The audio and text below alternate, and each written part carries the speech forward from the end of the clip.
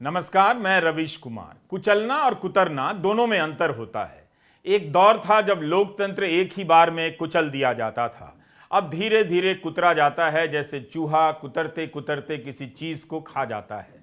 France में pension को लेकर जो व्यापक विरोध प्रदर्शन हो रहे हैं, इजराइल में न्यायिक सुधारों को लेकर जो विरोध प्रदर्शन हो रहा है, उसके मूल में केवल न्यायिक सुधार और पेंशन की रक्षा नहीं है, संसद और सुप्रीम कोर्ट की गरिमा को बचाए रखना भी है। जिस समय इन दोनों चीजों को बेकार माने जाने लगा हो, नेता की चुनावी जीत को ही अंतिम सत्य घोषित किया जा रहा हो, उसी दौर में इजराइल और फ्रांस की जनता संसद और सुप्रीम कोर्ट की गरिमा के लिए सड़कों पर उतर आई है। जनता का विरोध सरकार के भीतर तक पहुंच गया है। सरकारी कर्मचारी भी सड़क पर आने लगे हैं। संसद और सुप्रीम कोर्ट से खिलवाड़ या किसी पार्टी का मसला नहीं होता है, जनता के भविष्य का मसला होता है। फ्रांस और इजराइल में जनता अपने भविष्य को बचाने के लिए सड़क पर उतरी है। सत्ता के अहंकार में इजराइल के प्रधानमंत्री नेतन्याहू सुप्रीम कोर्ट के जजों की नियुक्ति का अधिकार अपने पास रखना चाहते थे, लेकिन जनता ने सड़क पर उतरकर बता दिया कि कोई व्यक्ति लोकतंत्र में जन इच्छा से ऊपर नहीं है। नेतन्याहू को कहना पड़ा कि अगर संवाद के जरिए गृहयुद्ध टालने का मौका हो तो प्रधानमंत्री के नाते मैं संवाद के लिए समय लेना चाहूंगा। उन्हें नेशनल टेलीविजन पर आकर कहना पड़ा है कि देश में गृहयुद्ध की स्थिति पैदा हो गई है। इजराइल की जनता नारे लगा रही है कि अच्छे लोग बुरे कानूनों को बर्दाश्त नहीं करते हैं। इजराइल के प्रधानमंत्री नेतन्याहू ने न्यायिक सुधार को लेकर जो कदम उठाए हैं, उसे लेकर पूरा इजराइल सड़क पर आ गया है। वहां जबरदस्त प्रदर्शन हो रहे थे। बताया जा रहा है कि कई दशकों में इस स्तर का प्रदर्शन नहीं देखा गया, और वह भी शांतिपूर्ण। कहीं भी हिंसा नहीं हुई। नेतन्याहू पर भ्रष्टाचार के आरोप में ट्रायल चल रहे हैं। जाहिर है उन्हें चिंता होगी कि अगर सजा मिलेगी तो पद से हटना होगा। जनता भी यही समझती है। तो प्रधानमंत्री अपने आप को कुर्सी से चिपकाए रखने के लिए कानून लेकर आ गए कि अब प्रधानमंत्री को कुर्सी से हटाना होगा तो प्रधानमंत्री खुद या उनका कैबिनेट उन्हें शारीरिक या मानसिक कारणों के चलते अयोग्य घोषित करेगा, जिसे बाद में संसद की सहमति चाहिए होगी। यानी कोर्ट से सजा होने के बाद भी संसद का 2/3 बहुमत नहीं होगा तो उन्हें कुर्सी से कोई नहीं हटा सकता है। नेतन्याहू कहते रहे कि उनके ये कदम न्यायपालिका को मजबूत और पारदर्शी बनाएंगे, मगर जनता विश्वास नहीं कर सकी। वो ये समझ रही है कि जजों की नियुक्ति में सरकार की दखल बढ़ने से क्या होगा, सुप्रीम कोर्ट का क्या मतलब रह जाएगा। इससे तो अपना जज बिठाकर अपना फैसला लिखवाना शुरू हो जाएगा। इजराइल में कई दिनों से प्रदर्शन होते रहे। कभी संसद को घेरा गया तो कभी एयरपोर्ट से लेकर मॉल तक बंद कर दिया गया। स्कूल कॉलेज से लेकर बैंक भी बंद रहे इस न्यायिक सुधार के विरोध में। नेतन्याहू को राष्ट्र के नाम संदेश के लिए टीवी पर इसलिए आना पड़ा क्योंकि प्रदर्शनकारियों ने इजराइल में आने वाला पूरा हफ्ता वीक ऑफ पैरालिसिस घोषित कर दिया। पिछले हफ्ते रक्षा मंत्री, पर्यावरण मंत्री, प्रवासी मामलों के मंत्री, पर्यटन मंत्री के घरों के सामने प्रदर्शन हुए। नेतन्याहू के घर के बाहर से प्रदर्शनकारियों को वाटर कैनन मारकर हटाना पड़ा। मंगलवार को वाइड स्प्रेड पैरालिसिस का ऐलान किया गया, मतलब व्यापक रूप से देश को ठप कर दिया जाता, मगर नेतन्याहू टीवी पर आए और कानून को टालने की बात कर गए। इस फैसले का विरोध वहां के रक्षा मंत्री ने किया तो उन्हें बर्खास्त कर दिया गया। इससे लोग और भड़क गए। सेना के भीतर से भी नेतन्याहू के न्यायिक सुधार का जबरदस्त विरोध हो रहा है।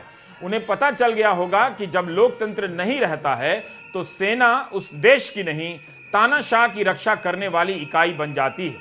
किसी भी स्वाभिमानी सैनिक को यह बात कैसे पसंद आ सकती है कि वह देश की नहीं, देश के नाम पर एक तानाशाह की रक्षा में अपनी जान दे रहा है। सेना की गरिमा तभी तक है जब तक लोकतंत्र है, इसके बाद वो सिर्फ गिरोह बन जाती है। इसलिए इजराइल में सेना के भीतर से भी इस न्यायिक सुधार का जबरदस्त विरोध हुआ। सेना में तैनाती का इंतजार कर रहे अफसर भी इसका विरोध करने लगे। उन्होंने कह दिया कि अगर न्यायिक व्यवस्था में छेड़छाड़ हुई तो वे ट्रेनिंग का बहिष्कार करेंगे। हाल ही में यह खबर भी आई कि राजधानी तेल अवीव के पुलिस चीफ प्रदर्शन में शामिल हो गए। दुनिया भर में इजरायली दूतावासों ने भी अपनी सरकार के खिलाफ प्रदर्शन में भाग लेते हुए अपने दफ्तरों को एक दिन के लिए बंद कर दिया। इजराइल की यूनियन ने सरकारी कर्मचारियों से हड़ताल करने का आह्वान किया था, जिसमें भारत से लेकर लंदन और न्यूयॉर्क के इजरायली दूतावासों ने भाग लिया। न्यूयॉर्क में इजराइल के राजदूत ने प्रदर्शन का समर्थन करते हुए कहा कि मैं नेतन्याहू के लिए काम नहीं कर सकता और इस्तीफा दे दिया। इजराइल मेडिकल एसोसिएशन ने पूरे स्वास्थ्य सिस्टम में हड़ताल घोषित कर दी, जिसका असर सभी सरकारी अस्पतालों पर पड़ा। राष्ट्रपति आइजक हर्जोग को भी नेतन्याहू से कहना पड़ा कि सभी आपकी ओर उम्मीद से देख रहे हैं, सुरक्षा खतरे में है, देश की एकता के लिए कानून पर फौरन रोक लगाइए। 24 मार्च को यह कानून रात भर चली बहस के बाद इजराइल की संसद नेसेट की में पास हो गया, लेकिन 3 दिन बाद ही प्रदर्शनों के चलते 27 मार्च को अगली 2 बहसों पर नेतन्याहू ने रोक लगा दी, जिसके बाद यूनियनों ने हड़ताल वापस ले ली। अपने संदेश में उन्होंने कहा कि ऐसा मैं राष्ट्र के प्रति अपनी जिम्मेदारी को समझते हुए और लोगों के बीच गुस्सा ना बढ़े इसलिए कर रहा हूं।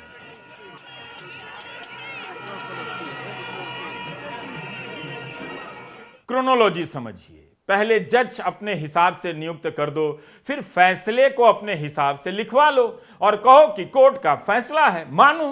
कानूनी तरीके से जनता के अधिकार को कुचलने का यह आसान रास्ता हो गया है कोर्ट का आदेश।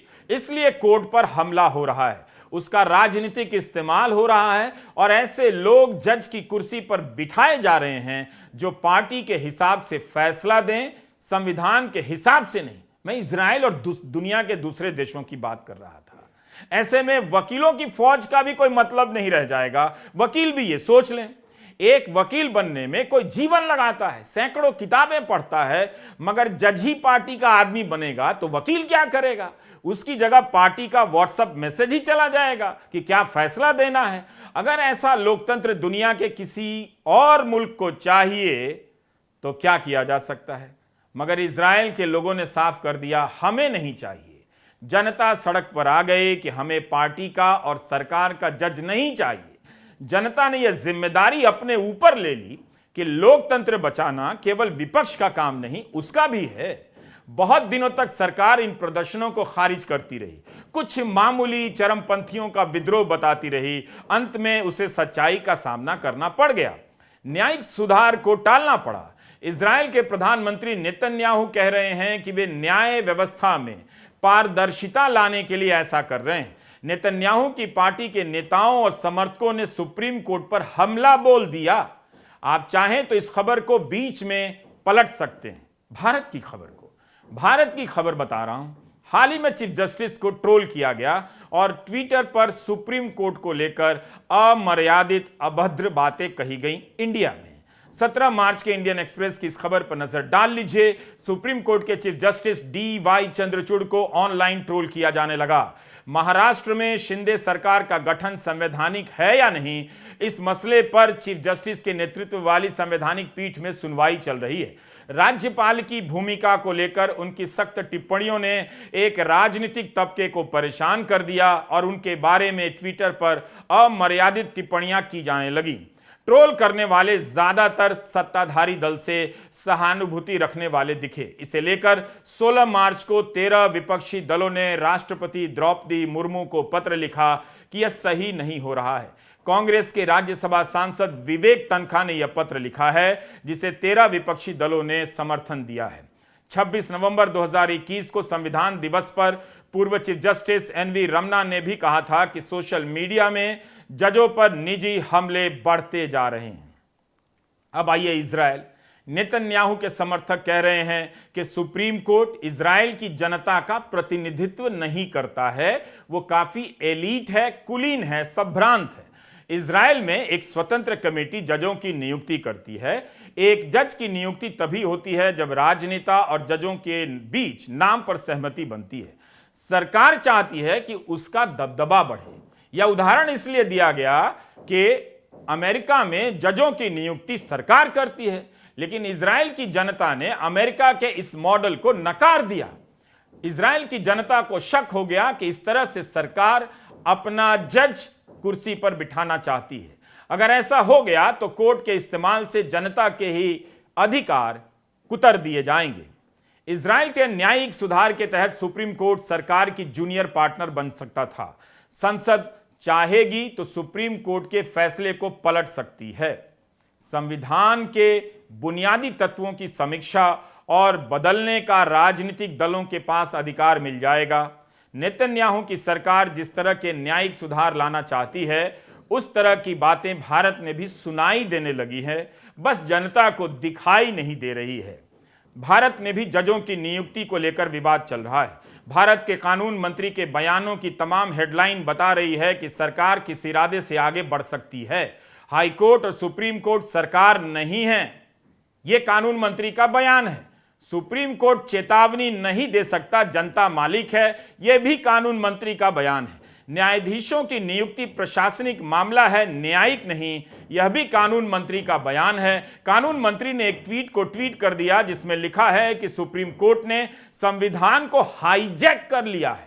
भारत के सुप्रीम कोर्ट पर कानून मंत्री की तरफ से ऐसी सख्त टिप्पणी की गई है। किरण रिजिजू का यह बयान भी देख लीजिए कि कुछ रिटायर्ड जज एंटी इंडिया गैंग के हिस्सा हैं। यह हेडलाइन भी देख लीजिए कि कानून मंत्रालय ने सुप्रीम कोर्ट को पत्र लिखा है कि जजों की नियुक्ति पैनल में सरकार के प्रतिनिधि को भी शामिल किया जाए। इन बयानों से कुछ याद आया आपको, या फिर अतीक अहमद के पेशाब करने का लाइव कवरेज देखकर ही सुपर पावर फील करने लगे हैं? इजराइल की बहस की खबरों को पलट कर देखिए। प्रधानमंत्री बेन्यामिन नेतन्याहू न्यायिक सुधारों के जरिए सुप्रीम कोर्ट के जजों की नियुक्ति पर सरकार की मर्जी चलाना चाहते थे। इस एक बात का ध्यान रखना चाहिए कि वहां की जनता सुप्रीम कोर्ट की इमारत बचाने नहीं उतरी, वह केवल जजों की नियुक्ति की प्रक्रिया को स्वतंत्र नहीं देखना चाहती थी, बल्कि उसका यह विरोध बता रहा है कि वह न्यायिक स्वतंत्रता में किस हद तक विश्वास रखती है। उसके लिए नियुक्ति का मसला तो है ही, सरकार के नियुक्त जजों के फैसले को लेकर भी चिंता है। इजराइल की जनता को पता है कि अपना जज बिठाकर अंत में जनता के ही अधिकार खत्म किए जाते हैं। भारत के चीफ जस्टिस का बयान याद कीजिए। उन्होंने कहा था कि निचली अदालतों में जज सक्षम हैं मगर डर के कारण जमानत नहीं देते। निचली अदालतों में जजों को भय है कि अगर किसी गंभीर मामले में बेल दे देंगे तो उन्हें टारगेट किया जाएगा। अगर न्यायपालिका को राजनीतिक दबाव में यहां तक पहुंचा दिया जाए तब फिर क्या बचेगा? आप नियुक्ति की प्रक्रिया को स्वतंत्र करके भी न्यायिक स्वतंत्रता हासिल नहीं कर सकते हैं। राहुल गांधी की सदस्यता जिस फैसले से गई है उस फैसले की प्रक्रिया पर भी कांग्रेस की तरफ से सवाल उठाए गए हैं। इस सवाल का कम से कम ठीक से उत्तर दिया जाना चाहिए था। अगर इसमें जरा भी सच्चाई है तो बहुत खतरनाक है। जयराम रमेश ने भी ट्वीट किया है कि 7 फरवरी को लोकसभा में राहुल गांधी के भाषण के 9 दिन बाद 16 फरवरी को उनके खिलाफ मानहानि का मामला तेज होता है। शिकायतकर्ता हाईकोर्ट में अपना स्टे वापस लेता है और 27 फरवरी को 1 साल बाद बहस फिर से शुरू होती है। 17 मार्च को फैसला रिजर्व होता है। क्या यह महज संयोग है? चौथा, और ये चीज़ें अभी जैसा मैंने कहा इसके डिटेल्स चेक करने हैं, लेकिन जो उनको अभी तक तथ्य मिले हैं उसके अनुसार ये मामला काफ़ी अरसे तक एक मैजिस्ट्रेट मिस्टर एक्स के सामने था। जब वो वहाँ था तो याचक ने, कंप्लेनेंट ने बड़े कोर्ट में, हाई कोर्ट में जाकर इस पूरे प्रक्रिया का स्टे ले लिया, रुकवा दिया उसको काफ़ी अरसे तक, कई महीनों तक। जब उस व्यक्ति का स्थानांतरण हुआ या वो उस ओहदे से हट गए तो ये याचिका जो ऊपरी अदालत में डाली गई थी उसको विड्रॉ कर लिया गया और ये वापस नीचे आ गई एक भिन्न मैजिस्ट्रेट के सामने, जहां अभी आपको निर्णय अब आया है। तो इसकी तारीखें, इस प्रक्रिया को भी हम गौर से देखेंगे कि एक ठीक प्रकार से ये न्यायिक प्रक्रिया हुई है कि नहीं। लेकिन प्राथमिक दृष्टि से ये चौथा मुद्दा भी अत्यंत महत्वपूर्ण है। अब तो राहुल गांधी को यह भी आदेश दिया गया है कि सांसद के तौर पर जिस सरकारी मकान में रह रहे थे उसे तुरंत खाली कर दें। तो अब चलते हैं फ्रांस के अलग अलग शहरों में रिटायरमेंट की उम्र बढ़ाने के खिलाफ जबरदस्त विरोध प्रदर्शन हो रहे हैं। मगर इजराइल की तरफ फ्रांस में प्रदर्शन शांतिपूर्ण नहीं है, वहां हिंसा और तोड़फोड़ की अनेक घटनाएं हुई हैं।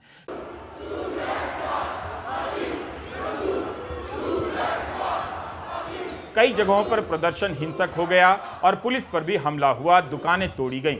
आखिर रिटायरमेंट की उम्र 62 से बढ़ाकर 64 साल करने में ऐसा क्या है कि लोग सड़कों पर उतर आए? पेरिस की सड़कों पर कचरा भर गया, सफाई कर्मचारियों ने कचरा उठाना बंद कर दिया। बीबीसी ने लिखा है कि 6 मार्च से सड़कों पर से कचरा नहीं हटाया गया है।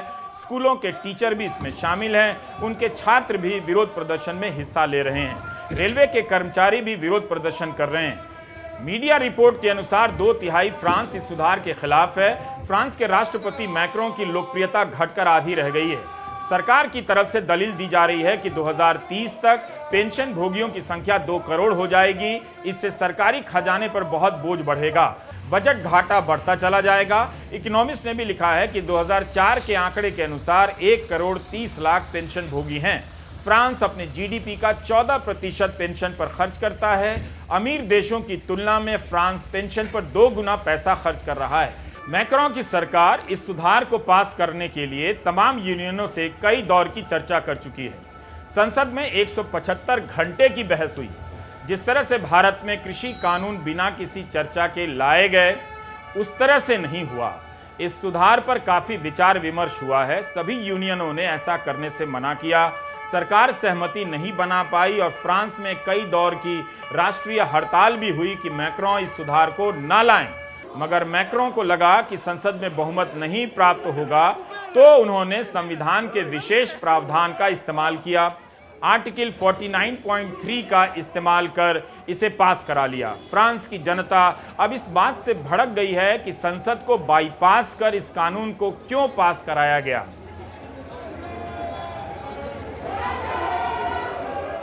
क्या इसकी तुलना हम भारत के किसान आंदोलन से कर सकते हैं?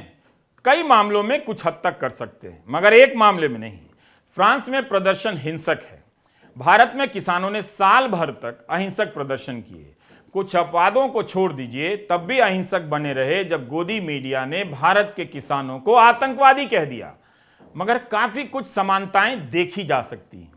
फ्रांस में रिटायरमेंट की उम्र का कानून संसद से पास नहीं हुआ, बल्कि राष्ट्रपति ने विशेषाधिकार का इस्तेमाल करते हुए पास करा दिया। तो पहले अध्यादेश के जरिए लाया गया, कृषि कानून की बात कर रहा हूं, और उसके बाद संसद में बिल पास हुआ था। भारत सरकार दावा करती रही कि किसान संगठनों से पहले बात हुई है, मगर किसान संगठन पूछते रहे कि हम में से किसी से बात नहीं हुई तो किससे बात हुई है। फ्रांस में भी कई महीनों से इसके खिलाफ प्रदर्शन हो रहे हैं, मगर काफ़ी हिंसा भी हुई है। उन्हें भारत के किसानों से यह सबक सीखना चाहिए कि कैसे अपमान और हिंसा को सहते हुए साल भर तक अहिंसक प्रदर्शन किया जाता है और सरकार को मजबूर कर दिया जाता है कि वह कृषि कानूनों को वापस ले।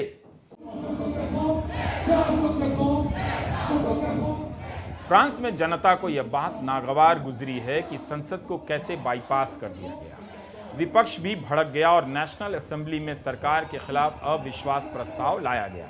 मैक्रों की सरकार मात्र 9 वोटों से बच सकी। इससे पता चलता है कि फ्रांस में पेंशन का मुद्दा कितना संवेदनशील है। हालांकि इस कानून को फ्रांस की सर्वोच्च अदालत से मंजूरी मिलनी बाकी है, मगर जनता का विरोध देखकर लग रहा है कि फ्रांस इस कानून को लेकर लंबे समय के लिए जलता रहेगा। लोगों को यह बात चुभ रही है कि सरकार कह रही है कि अब लोग ज्यादा जीने लगे हैं, इसलिए पेंशन फंड पर बोझ बढ़ रहा है। वे जानते हैं कि इसी तरह की दलीलों से सामाजिक सुरक्षा खत्म कर दी जाती है।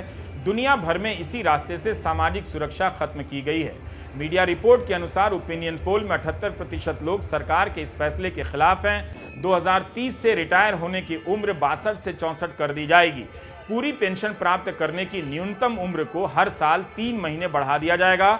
इसके अलावा 2027 के बाद से अगर किसी को पूरी पेंशन चाहिए तो उन्हें 43 साल की नौकरी दिखानी होगी। अभी तक ये 42 साल थी। इससे उन लोगों पर असर पड़ सकता है जिन्होंने अपने करियर में किसी कारण ब्रेक लिया हो। जैसे कई महिलाएं बच्चों की परवरिश के लिए काम से लंबी छुट्टी ले लेती हैं, या वे लोग जिन्होंने काम शुरू करने से पहले देर तक पढ़ाई की हो। ऐसे लोगों को पूरी पेंशन पाने के लिए 67 तक काम करना होगा इस उम्र तक। 23 मार्च को फ्रांस में राष्ट्रीय हड़ताल हुई। देश की 8 प्रमुख यूनियनें इसमें शामिल हुई। यूनियनों का दावा रहा कि केवल पेरिस में 8 लाख लोग शामिल हुए और देश भर में 35 लाख। यहां मतलब भारत की तरह वहां की सरकार भी इस तरह की संख्या को कम बताती रही। गार्डियन ने लिखा कि हिंसा की घटनाओं के बावजूद प्रोटेस्ट मार्च अधिकतर जगहों पर शांतिपूर्ण तरीके से किया जा रहा है और अलग अलग तबकों के आने से प्रदर्शनकारियों में काफी उत्साह और एकजुटता देखी जा रही है। जनता के प्रदर्शन के डर से ब्रिटेन के किंग चार्ल्स का राजकीय दौरा भी रद्द कर दिया गया। बीबीसी ने लिखा है कि खबर थी कि किंग चार्ल्स के स्वागत के लिए रेड कारपेट रोल करने वाले कर्मचारी भी विरोध प्रदर्शन कर सकते थे।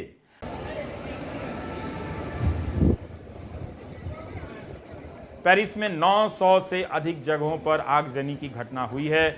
20 दिन से कचरा साफ नहीं हो रहा है और बोर्डो शहर में जहां चार्ल्स को जाना था वहां के टाउन हॉल के दरवाजे को आग लगा दी गई।